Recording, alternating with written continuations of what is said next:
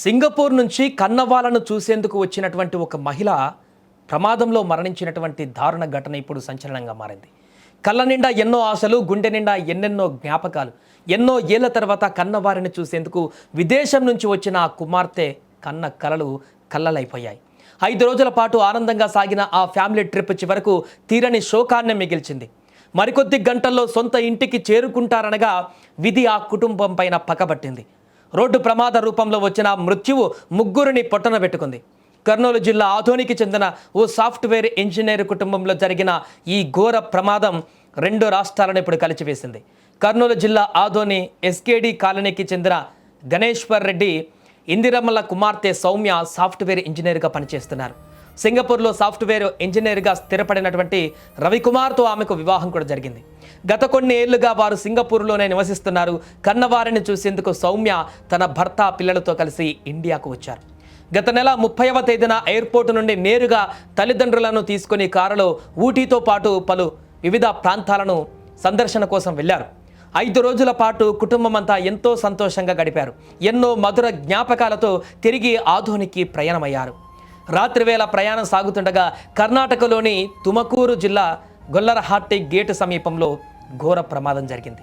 వారు ప్రయాణిస్తున్నటువంటి Innova car ఒక్కసారిగా కుదుపున కులువనింది. వేగంగా వెళ్తున్న కారు డ్రైవర్ నియంత్రణ కోల్పోవడంతో ఎదురుగా వస్తున్న ఓమ్ని వాహనాన్ని బలంగా ఢీకొట్టాడు. ఆ వేగానికి కారు పక్కనే ఉన్న పొలాలలోకి దూసుకు వెళ్ళింది. ప్రమాదం జరిగిన సమయంలో కారు ముందు సీట్లలో ఉన్న ఎయిర్ బ్యాగులు సకాలంలో తెరుచుకున్నాయి. దీంతో ముందు కూర్చున్నటువంటి భర్త రవికుమార్, కుమారుడు చరిత్రారెడ్డి స్వల్ప గాయాలతో ప్రాణాలతో బయటపడ్డారు. కారు మధ్యలో సీట్లో కూర్చున్న సౌమ్య, ఆమె తల్లిదండ్రులు గణేశ్వర్ రెడ్డి, ఇందిరమ్మ కూర్చున్న వైపు ఎయిర్ బ్యాగులు సాంకేతిక లోపం కారణంగా తెరుచుకోలేదు. దీంతో తీవ్ర గాయాల పాలైనటువంటి ఆ ముగ్గురు వెనక సీట్లో కూర్చున్నటువంటి ముగ్గురు బిడ్డ తల్లిదండ్రులు అక్కడికక్కడే ప్రాణాలు కోల్పోయారు. కళ్ళ ముందే భార్య, అత్తమామల శవాలను చూసి రవికుమార్ బిడ్డలను పట్టుకొని బోరున విలపించినటువంటి తీరు అక్కడ స్థానికులను ఒక్కసారిగా కంటతడి పెట్టించింది. ఈ ప్రమాదంలో సౌమ్య కుమార్తె చార్వి వెన్నుముక విరిగి రక్తపు మడుగులో పడిపోయింది. ప్రస్తుతం ఆ చిన్నారి బెంగళూరు ఆసుపత్రిలో అత్యవసర విభాగంలో మృత్యువుతో పోరాడుతుంది.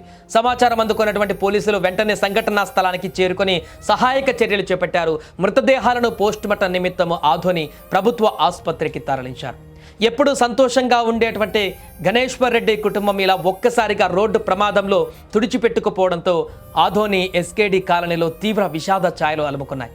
విదేశాల నుంచి వచ్చిన కూతురు, అల్లుడు, మనవలతో హ్యాపీగా గడిపినటువంటి ఆ వృద్ధ దంపతులు ఇలా అనంతలోకాలకు వెళ్ళిపోతారని ఎవరు ఊహించలేదు. ఈ వార్త వినగానే అక్కడ ఉన్న వారందరూ కూడా ఒక్కసారిగా కుప్పకూలిపోయారు. ప్రయాణాలు చేసేటప్పుడు, ముఖ్యంగా దూర ప్రయాణాలు చేసేటప్పుడు వాహనాల కండిషన్తో పాటు ఎయిర్ బ్యాగ్ల వంటి భద్రతా ప్రమాణాలను చెక్ చేసుకోవడం ఎంత ముఖ్యమో ఈ ఘటన స్పష్టం చేస్తుంది. ఒక చిన్న సాంకేతిక లోపం ఒకే కుటుంబంలోని 3 తరాల ఆనందాన్ని బలి తీసుకుంది.